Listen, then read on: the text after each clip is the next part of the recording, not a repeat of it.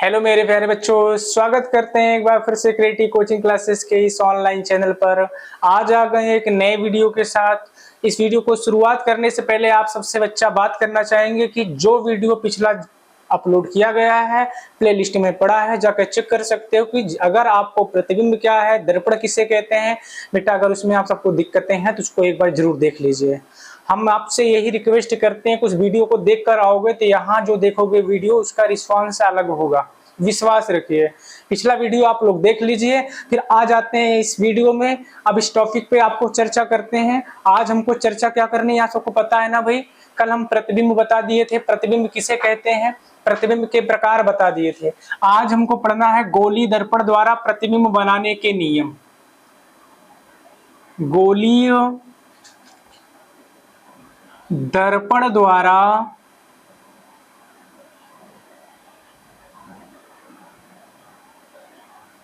प्रतिबिंब बनाने के नियम। ध्यान देना बच्चा, कल हम आप सबको दर्पण किसे कहते हैं इसको बता दिए थे। आज हम पढ़ेंगे गोलीय दर्पण द्वारा प्रतिबिंब बनाने के नियम।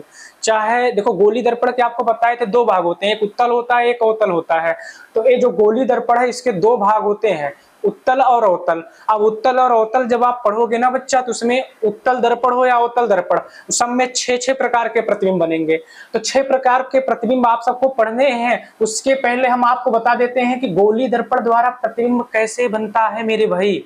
इसके लिए क्या है, गोलीय दर्पण आपके 2 प्रकार होते हैं, बताना कौन कौन से। उत्तल अवतल, उत्तल और अवतल। उत्तल किसे कहते हैं बताना, जिसका परावर्तक तल उभरा होता है उसे क्या कहते हैं, उत्तल। और जिसका परावर्तक तल क्या होता है भाई, गहरा होता है, उसे क्या कहते हैं मेरे बच्चा, अवतल। अगर गहरा अवतल, उभरा उत्तल, है कि नहीं, गहरा अवतल, उभरा उत्तल।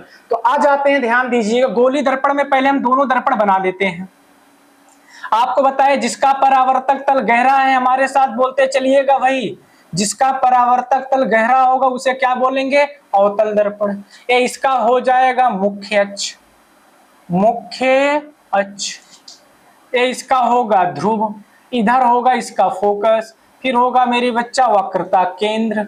ध्यान दीजिएगा, इसी के सामने अगर उत्तल बना दे इस आकार में, पालिश सदैव आपको बताए थे दाहिनी ओर करनी है। एक हम अवतल बना दिया, अब उत्तल को भी समझ लीजिए साथ में। ये इसका मुख्य अक्ष हो गया, मुख्य अक्ष। ध्यान देना, ये इसका कहलाएगा इधर भैया इसका फोकस, वक्रता केंद्र, ये इसका होगा ध्रुव। अब हर एक कंडीशन को आपको हम बताते चलते हैं। पहली कंडीशन क्या कहती है, ध्यान से समझना, कि जब कोई प्रकाश किरण, अगर गोलीय दर्पण द्वारा प्रतिबिंब बनाने के नियम भाई समझ गए तो आपको दिक्कतें नहीं आएंगी। ध्यान देना, अच्छे समझना इसको, कि जब कोई प्रकाश किरण वक्रता केंद्र से होकर जाती है, जब कोई प्रकाश किरण वक्रता केंद्र से होकर जाती है तो दर्पण से टकराने के बाद, या बोल सकते हो परावर्तन के बाद, मुख्य अक्ष के समांतर हो जाती है, माफ करिएगा, उसी रास्ते से वापस चली जाती है। ध्यान दीजिएगा, तो जब कोई प्रकाश किरण वक्रता केंद्र से होकर जाती है तो परावर्तन के बाद उसी रास्ते से वापस जाती है, मतलब वो अपना रास्ता नहीं बदलती है। मतलब जिस रास्ते से गए हैं उस रास्ते से वापस आ जाए तो इसका मतलब वक्रता केंद्र है। अब इसी को ऐसे ध्यान दीजिएगा, मान लीजिए कि कल हम बताए थे ना, जब कोई प्रतिबिंब बनता है मेरे बच्चा तो वहां पर किरणें वास्तव में काटती हैं या काटती हुई प्रतीत होती है। तो यहाँ पर ध्यान देना, अगर यहाँ से मान लीजिए प्रकाश किरण आ रही है तो आपको पता है इसका परावर्तन हो जाएगा, लेकिन हम इधर से इसको हम प्रतीत करते हैं कि मान लो जाती हुई प्रतीत हो रही है, कि यदि कोई प्रकाश किरण वक्रता केंद्र से होकर जा रही है तो परावर्तन के बाद उसी रास्ते से क्या हो जाएगी मेरे भाई, वापस लौट जाएगी। तो ये बात समझ में आई कि नहीं आई, इसके नीचे लिख भी सकते हो, जब कोई प्रकाश किरण, कोई प्रकाश किरण वक्रता केंद्र से होकर जाती है, वक्रता केंद्र से होकर जाती है तो परावर्तन के बाद उसी रास्ते से उसी रास्ते से वापस लौट जाती है। मतलब ध्यान देना, जब कोई प्रकाश किरण वक्रता केंद्र से होकर जाएगी मेरे भाई तो अपना रास्ता नहीं बदलती, उसी रास्ते से वापस आती है। कहने का मतलब वक्रता केंद्र से होकर जाने वाली प्रकाश किरणों का अपवर्तन या परावर्तन, हालांकि यहाँ अपवर्तन पढ़ नहीं रहे, परावर्तन पढ़ रहे बच्चा, तो परावर्तन नहीं होता है, ध्यान देना। दूसरी बात ध्यान से समझना, दूसरी बात क्या है कि फिर से बना लिए, ध्यान देना, एक बना दिए हैं अवतल दर्पण। अवतल दर्पण बताना बच्चा आप लोग बताइए वहीं जहां बैठे हो वहीं से, कि जिसका परावर्तक तल बिल्कुल सही गहरा होता है उसे कहते हैं अवतल दर्पण। ये इसका हो गया मुख्य अक्ष, ये इसका होगा भाई ध्रुव, इधर होगा फोकस, वक्रता केंद्र। अगर एक ऐसे हम अवतल दर्पण बना दें, ध्यान दीजिएगा, तो जिसका परावर्तक तल क्या होता है मेरे बच्चा, उभरा होता है, उसे बोलते हैं उत्तल दर्पण। ये इसका हो गया मुख्य अक्ष, ये इसका हो गया ध्रुव, इधर होता है फोकस या वक्रता केंद्र। कल हम बताए थे जब प्रकाश किरणें या तो आपको बताए थे ना, या तो काटेंगी या तो काटती हुई प्रतीत होंगी, तो यहां पर समझना। दूसरा नियम, जब कोई प्रकाश किरण मुख्य अक्ष के समांतर आती है, मतलब भाई ये मुख्य अक्ष है, इसी के समांतर देखो, जैसे कहने का मतलब इससे हमारा हाथ है, अगला हाथ कर दिए, दोनों हाथ एक दूसरे के क्या कहलाएंगे, समांतर। समांतर का मतलब है दोनों भी क्या है, एक दूसरे के समांतर, बस साइज में बड़े हैं लेकिन आपस में एक दूसरे के क्या है, समांतर ही है। तो समांतर का मतलब समझ गए कि जब कोई प्रकाश किरण मुख्य अक्ष के समांतर आती है तो यहां से जैसे ही दर्पण से टकराएगी तो परावर्तन के बाद सदैव फोकस से होकर जाती है। बात समझना कि मुख्य अक्ष के समांतर चलने वाली प्रकाश किरणें परावर्तन के बाद कहां से जाती है मेरे भाई, फोकस से। अगर मान लो नीचे से कोई प्रकाश किरण जा रही है मुख्य, देखो भाई यहां से मुख्य अक्ष के समांतर ही जा रही है, लेकिन परावर्तन के बाद कहां से जाएगी, फोकस से। ये बात दिमाग में रख लेना कि जब कोई प्रकाश किरण मुख्य अक्ष के समांतर आएगी तो फोकस से जाएगी, वक्रता केंद्र से होकर आएगी तो उसी रास्ते से वापस चली जाएगी। इसमें देखिएगा, अब मान लीजिए कि मुख्य अक्ष के समांतर मान लो कोई प्रकाश किरण आ रही है मुख्य अक्ष के समांतर, तो आपको पता मुख्य अक्ष के समांतर आ रही है तो पहले ही यहाँ दर्पण मिल गया पालिश किया हुआ, और पहले ही पालिश किया हुआ दर्पण मिल गया मेरे भाई, तो क्या कर देगा, परावर्तन कर देगा। लेकिन यहाँ पर हम किरणों को हम जाता हुए प्रतीत करेंगे कि किरणें अगर जाएंगे नहीं, टकरा करे तो वापस चली जाएंगे, लेकिन हम यहाँ प्रतीत करते हैं कि मान लो कहाँ से जानी चाहिए थी इनको, फोकस से। मतलब जब कोई प्रकाश किरण मुख्य अक्ष के समांतर आती है तो अपवर्तन यहाँ परावर्तन के बाद फोकस से होकर जाती है। मान लो नीचे से प्रकाश किरण जा रही है, जाने के बाद टकरा कर वापस लौट जाएगी, लेकिन हम यहाँ से प्रतीत होती महसूस करेंगे कि किरणें जाती हुई प्रतीत हो रही है। दूसरा नियम हो गया, इसमें भी लिख सकते हो कि जब कोई प्रकाश किरण मुख्य अक्ष के समांतर जाती हैं तो दर्पण से टकराने के बाद फोकस से होकर आती है।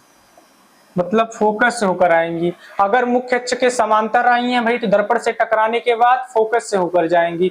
अगर वक्रता केंद्र से होकर आई हैं तो वक्रता केंद्र में क्या होगा मेरे भाई, वक्रता केंद्र में जिस रास्ते से गई हैं उसी रास्ते से वापस लौट जाएंगी। जिस रास्ते से गई, अगर इस रास्ते से गई है तो उसी रास्ते से वापस आई है तो वक्रता केंद्र। अगर मुख्य अक्ष के समांतर गई है, मुख्य अक्ष इसके समांतर गई है और फोकस से होकर चली गई।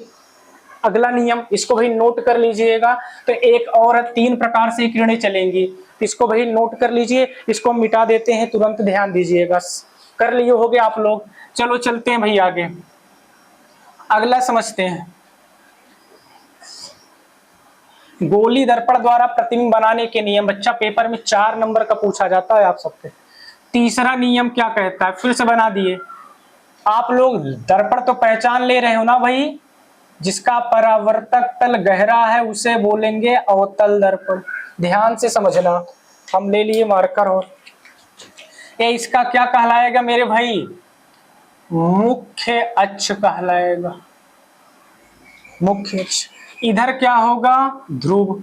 इधर क्या होगा भाई? फोकस। इधर क्या होगा? वक्रता केंद्र। ऐसे हम बना देंगे। अवतल के बाद उत्तल दर्पण, जिसका परावर्तक तल उभरा होता है उसे उत्तल दर्पण कहते हैं।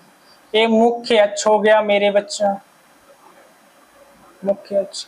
ये इसका ध्रुव होगा, इधर इसका फोकस होगा, फिर इधर वक्रता केंद्र होगा। या तो किरणें वास्तव में काटेंगी या तो बताएं काटती हुई प्रतीत होती है। अब समझना, अभी तक दो नियम पढ़ चुके। चलो बताओ, जब कोई प्रकाश किरण वक्रता केंद्र से होकर जाती है तो परावर्तन के बाद उसी रास्ते से जाएगी वापस, चाहे टकराने के बाद बोलो चाहे परावर्तन के बाद। दूसरा बोले, जब कोई प्रकाश किरण मुख्य अक्ष के समांतर आएगी तो परावर्तन के बाद फोकस से होकर जाती है। तीसरा नियम क्या है? अगर अभी क्या पढ़े कि मुख्य अक्ष के समांतर आएगी तो फोकस से जाएगी। अब इसी का उल्टा अगला है कि अभी तक मुख्य अक्ष के समांतर आ रही है तो फोकस से जाएगी, कंफर्म है। अब मान लीजिए कोई प्रकाश किरण फोकस से होकर जा रही है।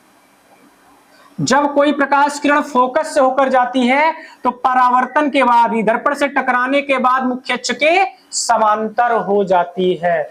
अभी तक भैया समझो क्या पढ़े कि मुख्य अक्ष के समांतर आएगी तो फोकस से जाएगी, अगर भाई फोकस से जाएगी तो समांतर। देखो उल्टा है, फोकस से जाएगी तो समांतर हो जाएगी, समांतर आएगी तो फोकस से जाएगी।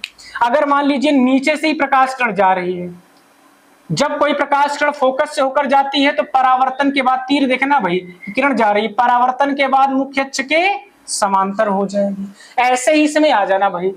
मान लीजिए यहां पर तो हम आभास करेंगे कि फोकस से होकर कोई प्रकाश किरण जा रही है, इस आकार में फोकस से होकर जा रही है। तो जैसे ही दर्पण से टकराएगी, दर्पण से टकराने के बाद मुख्य अक्ष के समांतर।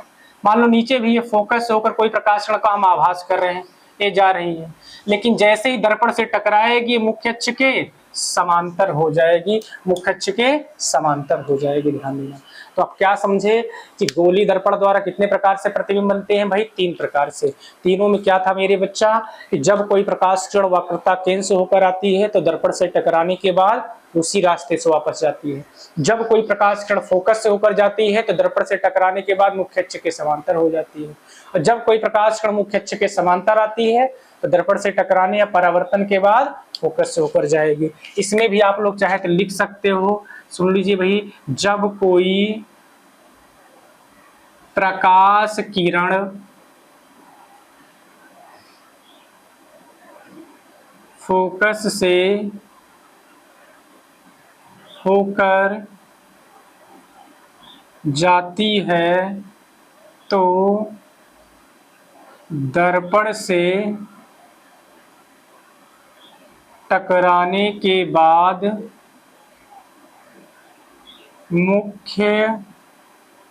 अक्ष के समांतर हो जाती है। जब कोई प्रकाश किरण फोकस से होकर जाती है तो दर्पण से टकराने के बाद मुख्य अक्ष के क्या हो जाएगी मेरे भाई? समांतर। अब आप लोग इसके बाद पढ़ोगे उत्तल दर्पण और अवतल दर्पण में प्रतिबिंब बनाने के नियम। और किरणें चाहे जितने प्रतिबिंब पढ़ोगे 3 प्रकार से चलेंगी। वक्रता केंद्र से होकर जाएंगी तो उसी रास्ते से वापस जाएंगी, फोकस से जा रही है तो मुख्य अक्ष के समांतर हो गई है। अगर ध्यान देना, मुख्य अक्ष के समांतर आ रही है तो कहां से जाएंगी? फोकस से जाएंगी। तो इसको भाई नोट कर लेना, फिर आगे चलते हैं।